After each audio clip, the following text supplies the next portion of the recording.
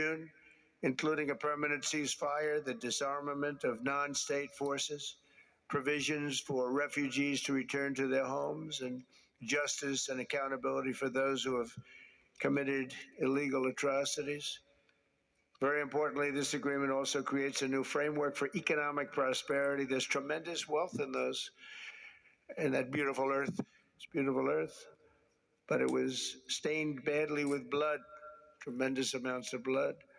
But in the region that will support a lasting peace, and the Democratic Republic of the Congo and Rwanda have agreed to more closely integrate their economies with each other rather than fighting, and they'll be doing that. And these two gentlemen are very smart, and I think they liked each other a lot. I spent time with them. I think they liked some people may be surprised. I really do. I think they've spent a lot of time killing each other, and now they're going to spend a lot of time hugging, holding hands, and taking advantage of the United States of America economically like every other country does.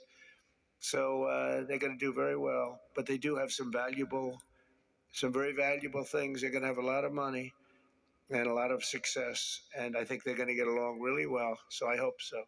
Thank you very much. Look at them. Look at the way they love each other. Thank you.